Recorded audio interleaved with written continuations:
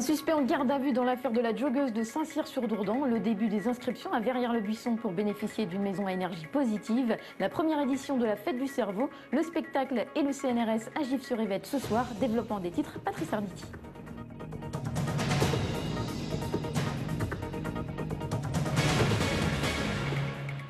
Bonsoir, c'est un homme d'une trentaine d'années qui a été placé en garde à vue dans l'enquête sur la joggeuse essonnienne retrouvée blessée dimanche soir au bord d'une route.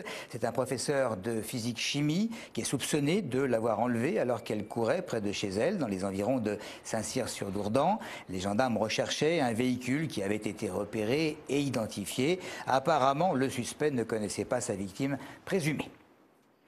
En finir avec la course-poursuite du mensonge et de la manipulation, petite phrase signée Nicolas Dupont-Aignan.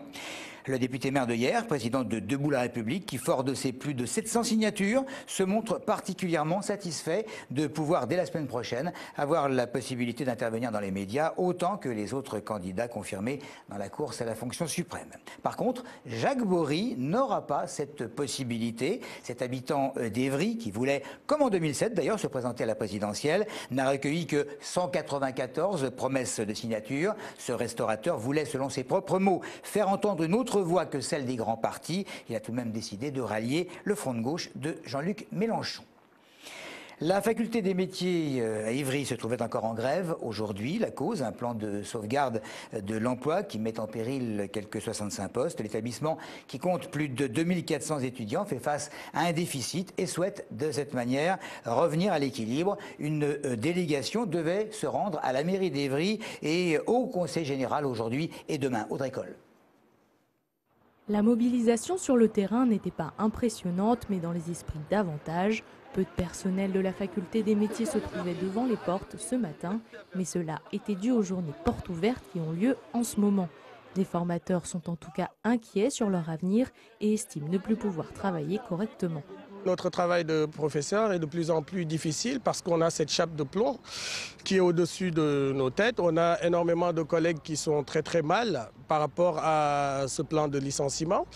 Et aujourd'hui, il devient de plus en plus difficile d'assurer cette mission qui est la nôtre. Le 9 février, un plan de sauvegarde de l'emploi a été dévoilé, mettant en péril 93 postes. Ce seraient donc 63 licenciements secs qui auraient lieu en milieu d'année, presque un tiers du personnel. La raison est économique, la faculté fait face depuis plusieurs années à un déficit récurrent. Les syndicats, eux, n'imaginent pas l'application d'un tel plan durant cette période électorale. Nous sommes un établissement qui faisons une mission de service public.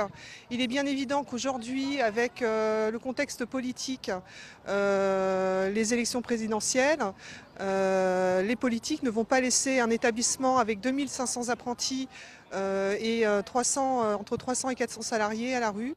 Une délégation devait se rendre ce matin à la mairie d'Évry pour rencontrer Francis Choix, premier adjoint au maire. Les professeurs devaient ensuite se rendre au conseil général. Enfin, demain, ils ont rendez-vous au conseil régional pour proposer d'autres moyens de faire des économies. La fac des métiers qui poursuit néanmoins son opération porte ouverte à Évry, Bondoufle et Massy. La poste de Grigny est à présent réouverte depuis un peu plus de 24 heures maintenant, mais le personnel et les clients semblent avoir toujours en tête ce qui s'est passé samedi dernier, ce braquage au cours duquel les malfaiteurs avaient aspergé une employée d'essence avant de la ligoter avec d'autres collègues. Les odeurs seront-elles bientôt couramment utilisées au théâtre et au cinéma? La pièce de la compagnie La Tire et la Lyre, qui sera donnée ce soir à Gif-sur-Yvette à l'occasion de la 12e édition de la Fête du Cerveau, leur fait en tout cas la part belle. La mise en scène, conçue en collaboration avec des scientifiques du CNRS, inclut la diffusion de parfums pour justement démultiplier les émotions des spectateurs. Christophe Garnier. Dans la pièce de théâtre que José vient parfumer aujourd'hui, les personnages sont plongés dans un monde où les scientifiques aident les vivants à se souvenir de leurs défunts grâce à leur odeur. Ça raconte l'histoire de gens qui vont dans un institut imaginaire, bien sûr, hein, où les gens, donc à leur mort, on va récupérer un petit peu leur odeur. Et puis bon, les gens vont par l'odeur en fait, de la personne disparue, retrouver en fait, des sentiments par rapport aux relations qu'elles avaient avec cette personne. Grâce à la diffusion d'odeurs, les personnages et les spectateurs avec eux se retrouvent confrontés à leur propre identité. Ça, c'est première odeur du troisième tableau. Il y a une certaine distance dans la vue d'un Louis comme sens.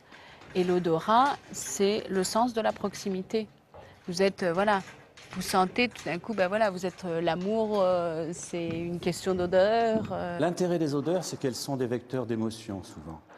Donc voilà, elles font appel à des fonctions cognitives qui sont plutôt de l'ordre du ressenti que je dirais, du formalisme d'analyse que peut avoir la vision, par exemple. Et pour décupler les émotions des spectateurs, les odeurs, le texte, le décor et le jeu des acteurs vont dans le même sens. Un travail qui a aussi permis aux scientifiques qui ont collaboré à la conception de la pièce de s'interroger sur leurs recherches. Les acteurs sont des gens qui ont le contact avec le public, qui savent présenter les choses et qui sont les meilleurs intermédiaires pour nous, pour reformuler nos concepts, pour reformuler nos questions. Les Parfums de l'âme sera joué ce soir dans la salle des terrasses de Gif-sur-Yvette à l'occasion de la 12e édition de la Semaine du cerveau.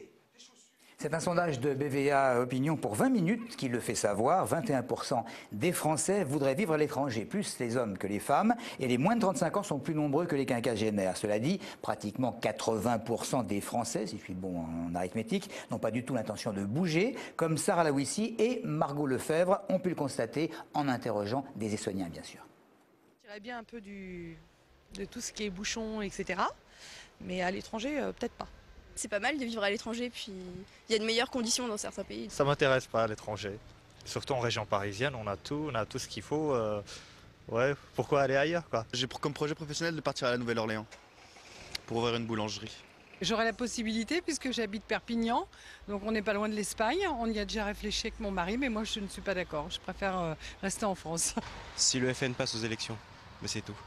Je me plais bien ici, mais par contre, pour passer les vacances à l'étranger, oui.